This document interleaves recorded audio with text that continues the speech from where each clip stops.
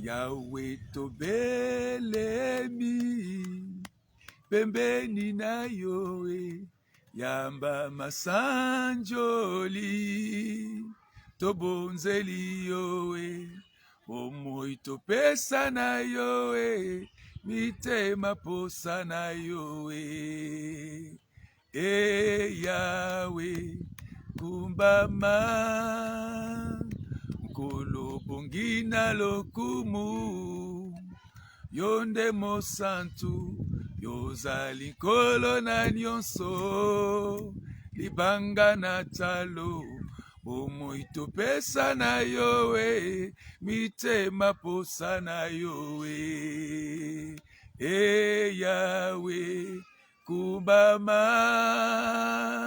papa telema na nkembo kati na biso yaka musungi na bato tobeleli yoe bomoi topesa na yoe mitema posa na yoe Yahweh kumbama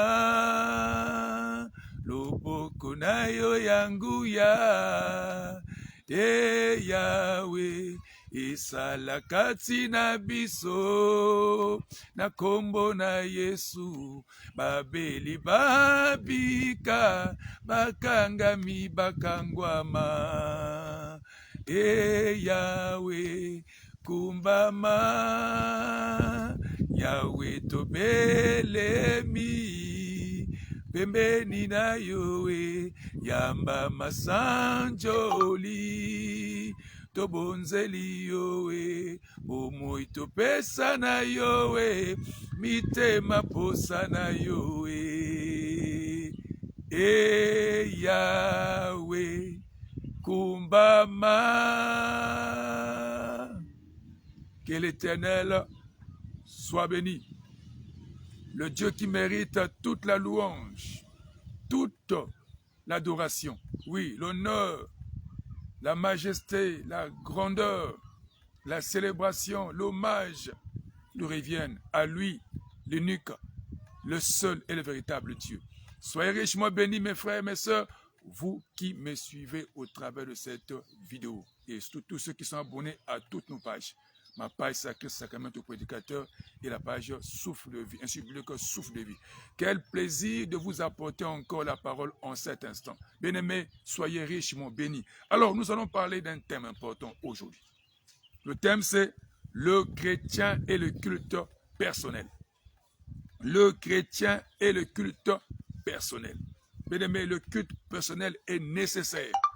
On ne peut pas être un chrétien sans avoir un culte personnel. Et quand je parle d'un culte personnel, c'est un moment que l'on passe seul. Oui, seul avec le Seigneur. Seul avec le grand Dieu. Seul avec le véritable Dieu. Seul avec notre Rédempteur, notre Sauveur. Donc on va parler sur le culte, on va parler concernant le culte personnel. Alors, il y a différentes sortes de cultes dans la vie d'un chrétien. Donc, à savoir, le premier culte, le culte familial ou foyer. Donc, un chrétien qui est marié, qui a une femme et des enfants, ou qui a un mari et des enfants, doit aussi avoir un culte familial. Donc, quand on parle de la famille, on fait allusion à papa, maman et les enfants. Donc, un bon chrétien doit aussi avoir un temps où il se réunit avec sa femme, ses enfants, ou son mari et ses enfants, pour passer un temps dans la présence de Dieu. On appelle ça le culte familial. Deuxième culte, le culte en couple. Alors, quand on parle de couple, le couple est composé de l'homme et la femme, donc monsieur et madame. Alors un chrétien marié, une chrétienne mariée avec sa femme ou avec son mari doit aussi avoir un culte personnel. Donc les deux seulement. Ils mettent les enfants de côté. Monsieur et madame se retrouvent seuls dans la présence du Seigneur. On appelle ça le culte en couple. Troisième culte, c'est le culte communautaire ou l'église. Donc l'église est composée du pasteur et de ses fidèles. Et un bon chrétien aussi doit communier dans son église. Voilà pourquoi un bon chrétien doit avoir une église locale. Et il y a aussi, on appelle ça le culte communautaire, où les frères et les sœurs, et avec le pasteur, avec tout le staff de l'église, ils sont là en prière, en communion devant la foi de Dieu. Et enfin, le quatrième, c'est le culte personnel. le culte perçoit encore, on appelle ça la communion entre le chrétien et son maître Jésus-Christ. C'est pour dire qu'un bon chrétien doit avoir un culte personnel. Un culte personnel, donc un temps où on passe en intimité, en communion avec le Seigneur. Donc la personne, le chrétien, se retrouve seul devant la face de Dieu. Et aujourd'hui, on va parler sur le culte personnel. Alors, avant d'aborder notre sujet, on va lire quelques textes bibliques. Donc, on va lire quelques passages bibliques. On va commencer par Genèse chapitre 12, le verset 8. Genèse chapitre 12, le verset 8. Dans ce texte, on nous parle d'Abraham. On dit, il se transporta de là vers la montagne, à l'ouest de Bethel, et il dressa ses tentes, ayant Bethel à l'occident et Haï à l'orient. On dit, il bâtit encore là un autel à l'Éternel et invoqua le nom de l'Éternel. Ce texte nous parle de la vie d'Abraham. Abraham avait un culte personnel avec Dieu. Il avait souvent un culte personnel. Un temps où il passait seul avec son Dieu, où il mettait Sarah et les sceptres de côté. Il se retrouvait seul devant un autel qu'il avait bâti et il priait, il invoquait le nom de l'Éternel. Donc Abraham aussi, dans sa vie, passait le temps seul avec le Seigneur. Deuxième passage, Genèse chapitre 32, le verset 24 à 32. Là-bas, on nous parle de la lutte de Jacob avec l'ange de l'Éternel. Jacob a été en conflit avec Ésaü parce qu'il avait menti. À son retour, il savait que non, qu'il aurait affaire à Ésaü. Mais regardez, il a passé un culte seul avec l'ange de l'Éternel. Et la victoire devant Ésaü était le résultat de ce temps, de cette nuit qu'il a passé avec l'ange de l'Éternel. Voyez-vous? Donc aussi, Jacob a eu un temps où il a passé seul avec Dieu. Troisième texte, Psaume 37, le verset 5. On dit ici, recommande ton sort à l'Éternel et mets en lui toute ta conscience et il agira. Donc c'est pendant le culte personnel, bien aimé, qu'on recommande son sort à l'Éternel. Pendant ce culte, qu'on répond son âme à Dieu. On lui dit ce qu'on ne peut pas dire à un homme ou à une femme. Quatrième texte, nous sommes dans Jacques chapitre 5, le verset 13. La Bible dit, quelqu'un parmi vous est-il dans la souffrance? On dit qu'il prie. Quelqu'un est-il dans la joie qu'il chante des cantiques? Donc c'est pendant ce culte personnel, bien aimé, que celui qui est malade s'adresse à Dieu. Celui qui est malade demande la guérison à Dieu. On dit celui qui est malade, celui qui est dans la souffrance, qu'il prie. Donc, bien aimé, quand nous passons par un temps de souffrance, c'est pendant ce culte personnel, bien aimé, qu'on répond, qu'on parle à Dieu. Donc, qu'on exprime notre douleur, notre souffrance, notre maladie. Et même quand nous sommes de la joie, on dit il faut chanter. Chanter devant qui? Devant l'Éternel. Donc, pendant ce culte personnel, on peut aussi chanter des cantiques à l'honneur de l'Éternel. Dans Matthieu chapitre 6, le verset 6 à 8, la Bible dit, mais quand tu pries, hors de ta chambre, on dit ferme ta porte et prie ton Père qui est dans le lieu secret. Et ton Père qui va dans le secret te le rendra en secret. Donc, ce texte révèle que le culte personnel, c'est un temps où l'homme s'isole. Où il s'isole, il se met dans un coin où il n'y a personne, où personne ne va le déranger. Et il parle. Donc, quand ce culte demande qu'on soit dans l'isolement, qu'on puisse se cacher loin de toute personne, on est seulement devant la face de Dieu. Donc, c'est un culte qu'on célèbre dans le secret, dans un lieu secret, avec un Dieu qui répond dans le secret. Et Somme, sixième texte, Somme 63 et Somme 65, le verset 3. La Bible dit, oh, toi qui écoutes la prière, tous les hommes viendront à toi. Ce texte nous révèle que ce n'est que la personne qui connaît la valeur de son Dieu. Pourquoi on prie?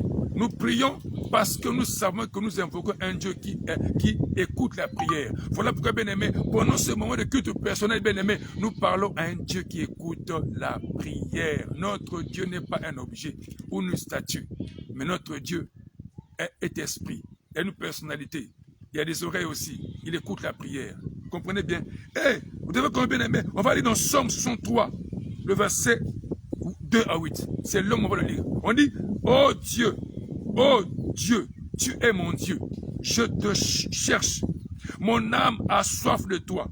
Mon corps soupire après toi. Dans une terre aride. Ce texte est long. Ce texte révèle la soif du psalmiste. Donc, bien aimé, c'est pendant ce culte personnel que l'homme vient répondre sa soif. Et c'est pendant ce culte personnel aussi que l'Éternel étanche notre soif. Oui, voilà pourquoi celui qui a soif doit chercher Dieu. La soif de Dieu nous pousse à aller à la recherche de Dieu. Et celui qui a trouvé Dieu, son cœur sera, sa soif sera étanchée. Et c'est pendant ce culte personnel, bien-aimé, que notre soif est, bien-aimé, est étanchée dans la présence de Dieu. C'est là où Dieu nous touche, bien-aimé. Comprenez ça? Alors, bien-aimé, comprenez que tout véritable chrétien doit avoir un temps de prière seul devant Dieu, et cela chaque jour. Ce temps est choisi, est fixé par vous-même. C'est ce qu'on appelle par le culte personnel. Dans le culte personnel, bien-aimé, c'est un temps où, bien-aimé, le chrétien se retire, s'isole. Il veut passer un temps en prière, seul, devant Dieu. Ce culte est important. Donc, comprenez, mes frères, mes sœurs, un bon chrétien doit avoir un temps où il s'isole pour chercher la face de Dieu. Donc, le culte personnel est important pour chaque chrétien. Le culte personnel est donc un moment merveilleux. C'est un moment merveilleux, important et précieux, où le chrétien se tient seul devant le grand Dieu de l'univers. Quelle grâce! Comprenez, mes frères? Il nous invite à avoir un temps avec lui. Le Seigneur veut que nous puissions développer un pareil moment, un culte personnel, où tu entres de l'intimité, où tu entres de la présence de Dieu, seul, où tu veux parler à celui qui est vivant, celui qui écoute la prière, celui qui écoute et qui répond à la prière. Alors pendant ce moment, c'est pendant ce moment que les phrases suivantes sortent de notre bouche. Écoutez ces phrases. Écoutez, Psaume 82. Et Psaume 88, le verset 2. Écoutez, Éternel, Dieu de mon salut, je crie jour et nuit devant toi. Ces paroles, bien-aimés, sortent pendant ce culte personnel. Deuxième texte, Psaume 86, le verset 3 à 4. La Bible dit, aie pitié de moi, Seigneur, car je crie à toi tous les jours. Réjouis mon âme, réjouis l'âme de ton serviteur, car à toi, Seigneur, j'élève mon âme. Ces paroles sont prononcées dans l'intimité. Et Psaume 102, le verset 2 à 3, il dit, Éternel, écoute ma prière, que mon cri parvienne jusqu'à toi. Ne me cache pas ta face au jour de ma détresse. Incline vers moi ton oreille quand je crie. Hâte de m'exaucer. Voilà des paroles. Voilà des paroles que l'on répond devant Dieu pendant le culte personnel. Alors, on va développer quelques points importants. Le premier point qu'on va développer, c'est lequel? Le premier point plutôt. L'importance du culte personnel.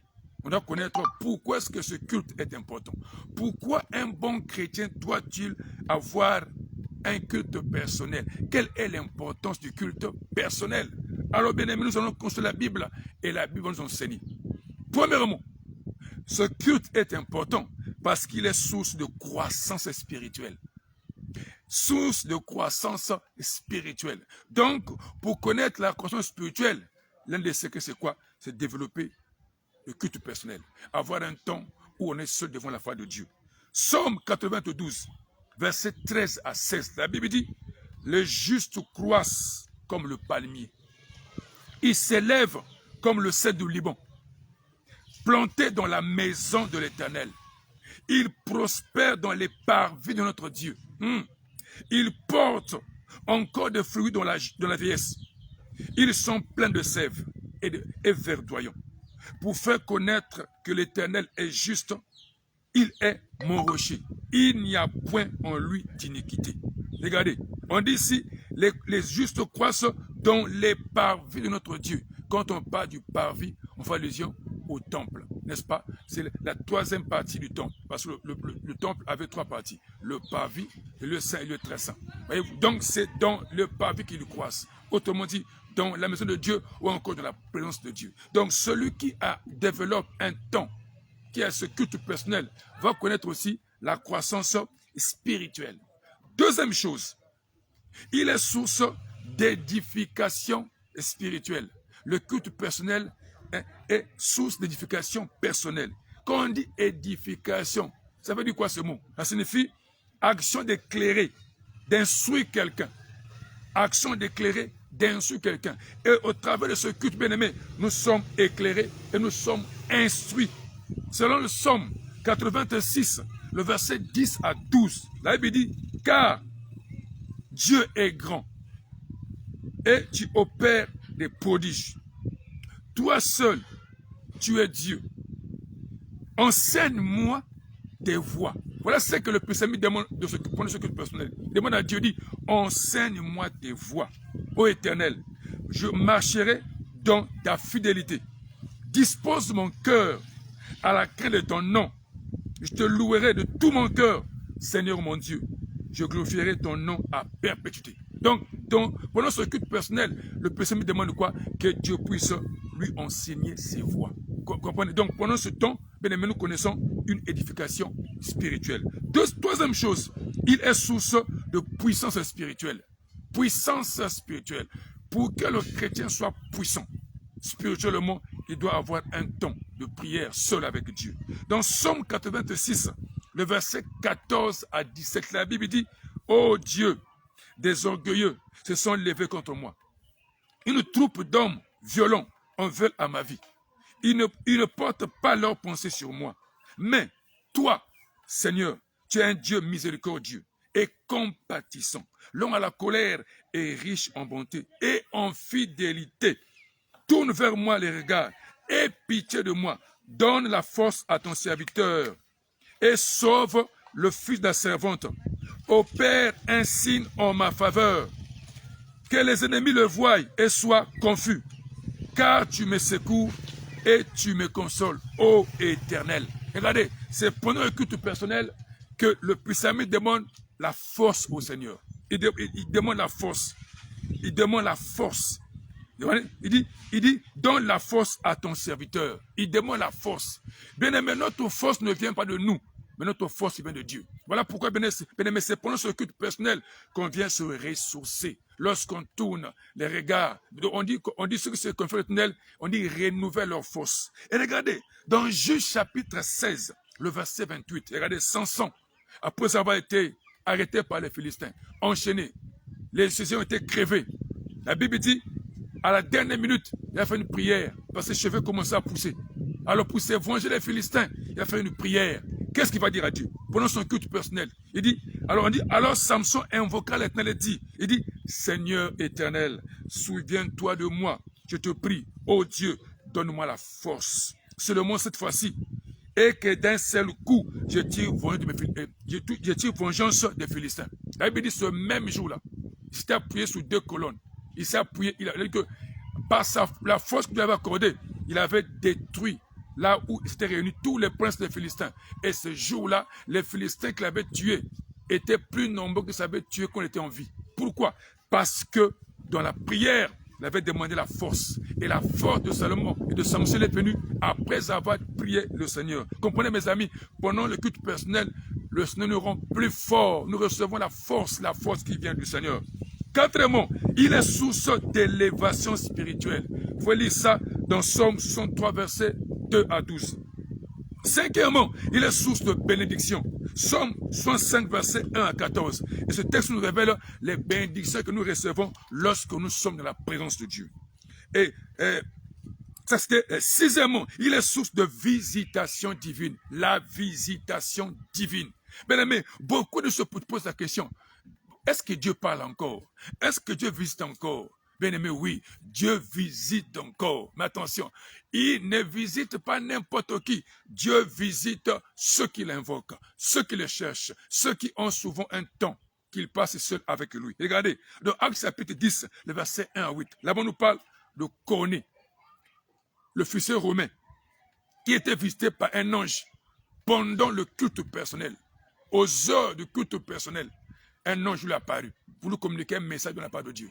Et dans Actes chapitre 10, verset 9 à 16, on dit Pierre eut une vision divine après son culte personnel. C'est pour dire, bien aimé, Dieu nous visite souvent lors de nos cultes personnels. Si vous voulez être visité par Dieu, apprenez à vous approcher de la face de Dieu pendant votre culte personnel. Ça, c'est le point 7. Le point 8, il est source de la plénitude du Saint-Esprit.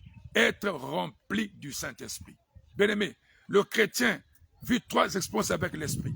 La réception de l'Esprit, le baptême de l'Esprit et la plénitude du Saint-Esprit. Mais pour être rempli du Saint-Esprit, la plénitude, bien-aimé, c'est le résultat du culte personnel. Regardez, dans Luc chapitre 3, le verset 21 à 22, on dit, tout le peuple se faisant baptiser, Jésus fut aussi baptisé.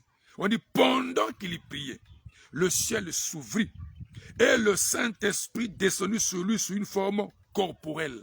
On dit, pendant que Christ priait, le Saint-Esprit est descendu sur lui.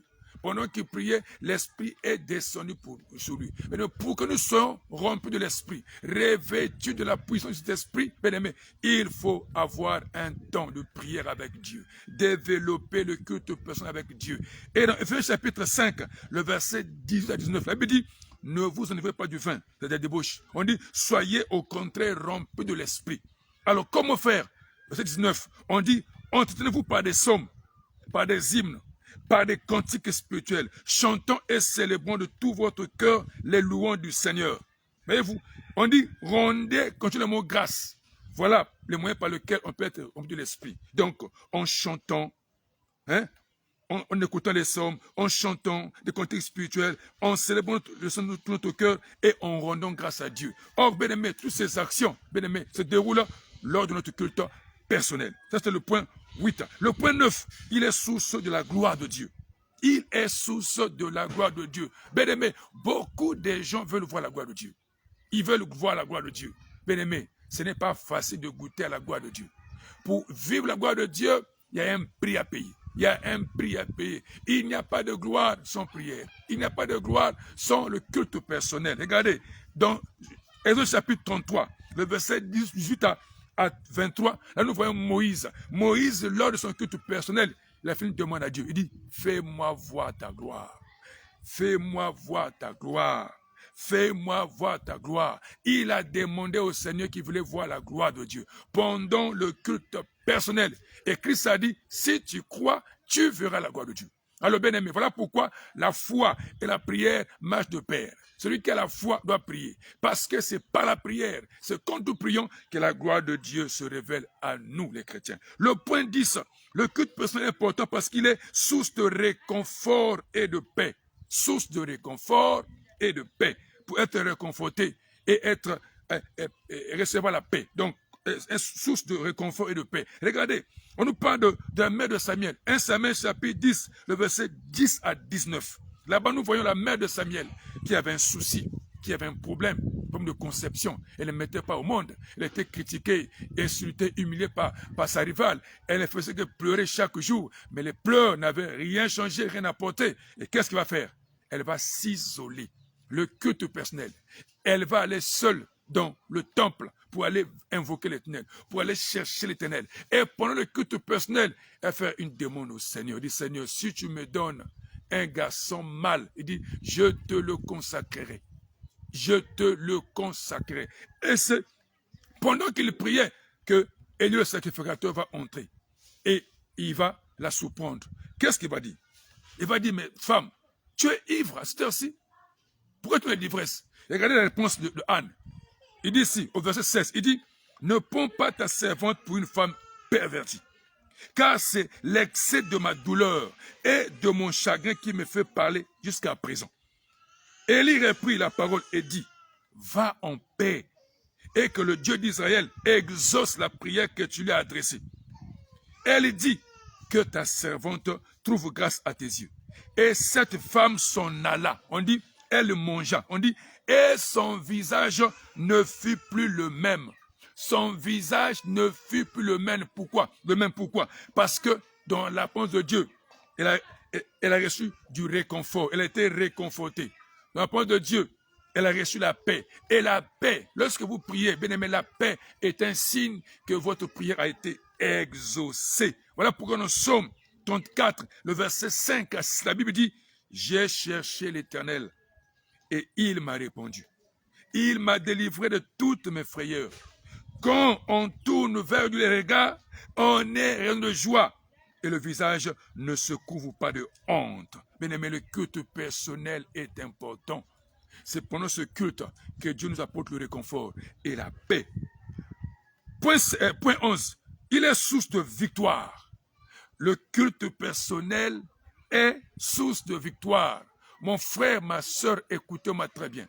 Il n'y a pas de victoire sans culte personnel. Il n'y a pas de victoire sans prière. Si vous n'avez pas le temps, un temps où vous passez avec Dieu pour pointer vos problèmes, ou encore, si vous n'avez pas un temps où vous approchez de Dieu face à vos ennemis, face à l'adversité, face à l'opposition, face aux attaques, bien-aimés, vous n'aurez jamais de victoire. La victoire commence dans la présence de Dieu, encore dans le culte personnel. C'est pendant le culte personnel, bien-aimé, que le Seigneur nous donne la victoire. La victoire commence dans sa présence. David, avant d'aller en guerre contre ses ennemis, passait un temps en prière seul avec Dieu. Toujours. C'est écrit, on va prendre un exemple. 1 Chronique chapitre 14, verset 10. La Bible dit, David consulta Dieu en disant, monterai-je contre les Philistins? Et les livrerai-tu entre mes mains? On dit, et l'Éternel lui dit, monte, je les livrerai entre ta main. Et quand il partait avec l'assurance de la victoire. Pourquoi? Parce que Dieu l'avait dit, tu vas avoir la victoire. Et un empereur appelé Napoléon, on dit Napoléon, pendant ses conquêtes, imitait David. Le roi David. Avant de partir en guerre, Napoléon priait Dieu. Et voilà pourquoi cet homme a connu des victoires partout le passé. Pourquoi? Parce qu'il imitait qui? Il imitait la foi de David. Comprenez mes frères, il n'y a pas de victoire sans culte personnel. Voilà l'importance du culte personnel. Alors passons au deuxième point. Comment organiser son culte personnel? Comment organiser son culte personnel? C'est le deuxième point. Que faire? Comment? Premièrement, recueillez-vous silencieusement au moins 5 minutes. Donc, quand vous entrez dans une salle, dans une pièce, dans une chambre, dans un lieu, pour commencer votre culte personnel, la première des choses, recueillez-vous silencieusement au moins 5 minutes. 5 minutes. Là, c'est la première des choses. Deuxièmement, ouvrez votre Bible et lisez-la avec un cœur en prière. Deuxièmement, ouvrez votre Bible et lisez-la avec un cœur en prière. C'est la deuxième chose. Troisième chose, méditez un passage particulier de la Bible. Méditez un passage particulier de la Bible. Troisième point. Quatrième chose, mettez-vous à prier selon la parole méditée. Mettez-vous à prier selon la parole méditée. Là, c'est le point 4. Point 5. Priez aussi pour les autres sujets donc, que vous avez dans votre cœur. Ça, c'est le point 5. 6. Préparez un carnet de notes. Vous devez avoir toujours un carnet de notes. Quand vous priez, vous devez toujours avoir quelque chose à écrire, surtout un carnet ou un cahier de notes. Ça, c'est la 5e chose. 6e chose, notez toutes les pensées qui naissent ou passent dans votre cœur ou esprit. Parce que lorsque vous priez, vous devez aussi vous attendre à écouter la voix de Dieu. Dieu peut vous parler. Dieu peut parler à votre cœur ou à votre esprit. Voilà pourquoi, bien-aimés, toutes les pensées qui naissent ou passent dans votre cœur ou esprit, vous devez faire quoi?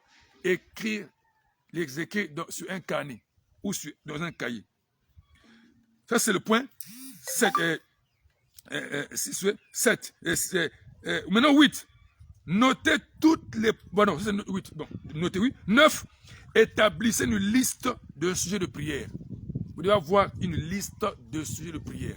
Lorsque vous entrez pendant ce temps de prière, pendant le culte personnel, établissez une liste de sujets de prière. Parce que vous allez prier. Donc, établissez une liste. Je peux dire, dans cette liste-là, mettez les sujets généraux, les sujets spécifiques, les sujets personnels et les sujets permanents. C'est-à-dire qu'on va prier pour le monde, votre pays, votre famille, votre foyer, votre maison, votre église. Priez pour vous-même, pour vos besoins. C'est possible. Voilà comment on organise ce culte personnel. Je réponds encore. Premièrement, recueillez-vous silencieusement au moins pendant 5 minutes. Deuxièmement, ouvrez votre Bible et lisez-la avec un cœur en prière. Troisièmement, méditez un passage particulier de la Bible. Quatrièmement, mettez-vous à prier sur la parole méditée. Cinquièmement, priez aussi pour des sujets, pour d'autres sujets. Sixièmement, préparez un carnet de notes. Septièmement, notez toutes les pensées qui naissent ou passent dans votre esprit ou votre cœur. Huitièmement, établissez une liste des sujets de prière. Vous pouvez prier pour les sujets généraux, et spécifiques, personnels ou permanents. Vous pouvez prier pour le monde, prier pour votre pays, prier pour votre famille, prier pour votre foyer, prier pour votre maison, prier pour votre église, prier pour vous-même, prier pour votre mari, prier pour vos enfants, prier pour vos frères, vos sœurs. Voilà. Alors, conclusion. Le culte personnel comprend deux moments importants. Donc, pendant ce culte, il y a deux moments qui sont importants. Deux moments qu'il ne faut jamais négliger. Lesquels? Premièrement, la lecture et la méditation de la parole de Dieu. Vous devez lire et méditer la parole. Ça, c'est un. Deuxièmement, la prière et l'intercession. La prière et l'intercession. Écoutez, prier, c'est parler à Dieu. Lorsque vous priez, vous parlez à Dieu. Mais lorsque vous lisez la Bible ou la méditez, c'est Dieu qui vous parle. Donc nous parlons à Dieu par la prière et Dieu nous parle par sa parole. Voilà pourquoi ces deux moments sont importants. Je parle à Dieu par la prière et Dieu me répond dans sa parole. Voilà pourquoi, bien aimé, ces deux moments sont importants. Ces deux moments. Donc, la lecture et la méditation de la parole de Dieu et la prière et l'intercession. Alors, prier, c'est parler à Dieu, notre Père. Laissez Dieu nous parler aussi. Écoutez, prier, c'est parler à Dieu. Lorsque vous priez, vous parlez à Dieu. Mais attention. Mais lorsque vous priez aussi, vous devez aussi apprendre à faire quoi? À développer la faculté d'écouter la voix de Dieu. Parce que Dieu aussi nous parle lorsque nous prions. Donc, prier, c'est parler à Dieu, notre Père. Et laissez Dieu nous parler. Vous devez aussi laisser Dieu vous parler lorsque vous êtes dans votre culte personnel. Vous devez aussi écouter la voix de Dieu. Nous parlons à Dieu par la prière. Et Dieu nous parle par sa parole. Matthieu 6, 6 et Jérémie 22, le verset 29. Voilà le culte personnel. Voilà l'importance du culte personnel et comment aussi organiser un culte personnel. Alors mon frère et ma soeur, toi qui m'as suivi, toi qui m'écoutes, sache-le que Dieu attend de toi que tu puisses avoir un temps où que tu puisses passer avec lui. Dieu va te bénir. Il va te visiter. Il va te guérir. Il va te sauver. Il va te restaurer. Tout dépend de la manière dont tu prends ta vie spirituelle. Si vous n'avez pas un temps où vous passez avec Dieu, ne vous attendez pas de grandes choses. Mais celui qui développe, celui qui a un culte personnel ou qui le fera, il verra la main de Dieu. Dieu le visitera parce que, bien aimé, Dieu nous parle, nous bénit, nous guérit, nous sauve, nous libère, nous restaure lorsque nous sommes devant sa face. Que l'Éternel vous bénisse et que le Saint-Esprit vous aide à développer ce temps, avoir un culte personnel où vous serez seul avec Dieu. Soyez richement bénis au nom de Jésus-Christ. Amen. Alors si tu as été béni par ce message, mon frère, ma soeur, tu peux le partager, n'est-ce pas? Tu peux le partager à d'autres personnes, d'autres groupes. Et aussi, tu peux appuyer là où on écrit suivre. Appuyez là. Dorénavant, vous allez me suivre quand je serai en ligne. Soyez richement bénis. À nous revoir prochainement pour notre vidéo. Shalom. Je vous aime beaucoup. À bientôt. Bye bye. Merci.